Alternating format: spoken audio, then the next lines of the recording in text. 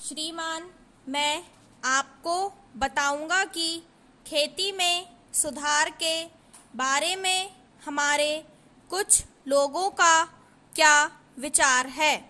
हमने विभिन्न दृष्टिकोण से अलग अलग विचार किया है। विशेष रूप से सबसे ऊंची सीमा बांधने तथा सहकार के प्रश्न पर किंतु हम अनुभव करने लग गए हैं कि दोनों का आपस में गहरा संबंध है। अगर हमारे देश में बड़े बड़े फार्म होते तो यह कल्पना की जा सकती है, भले ही आप इससे सहमत ना हो, कि उनका कार्य संचालन दक्षता से होता और उत्पादन भी बहुत बढ़ सकता और साथ ही साथ आधुनिक तौर तरीकों का विस्तार हो सकता। भारत की मूल समस्या यह है कि यहाँ जोत की भूमि छोटी है और टुकड़ों में बटी है। साधारण तौर पर मैं कहूँ कि यह 1, 2 या 3 एकड़ है।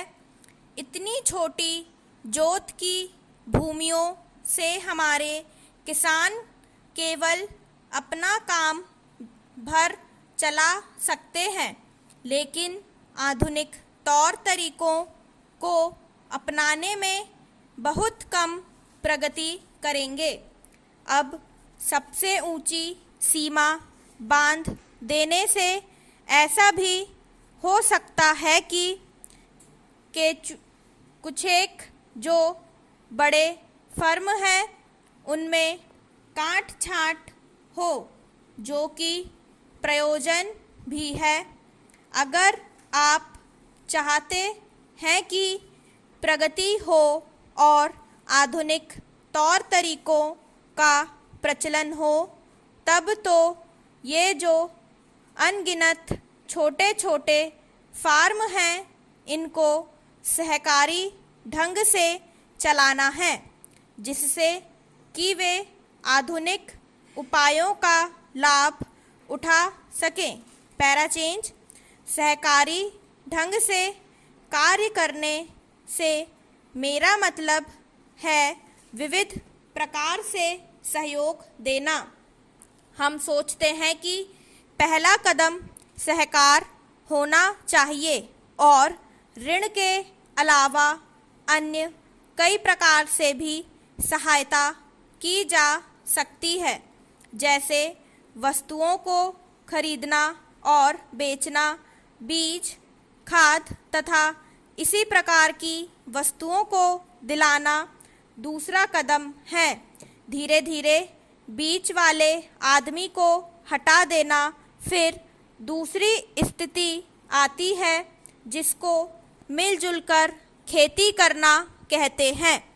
यद्यपि उसमें भूमि पर अधिकार बना रहता है। इस प्रकार का हमारा दृष्टिकोण है, जिससे अधिक से अधिक सीमा की समस्या को सहकारों से अधिक जोड़ा जा सके। नहीं तो उत्पादन गिर जाने का भय है। यह एक जटिल समस्या है जिस पर मनन हो रहा है।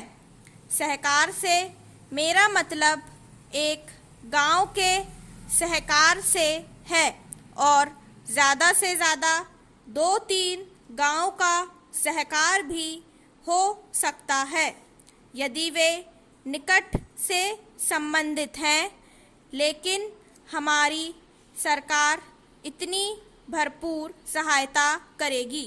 स्टॉप।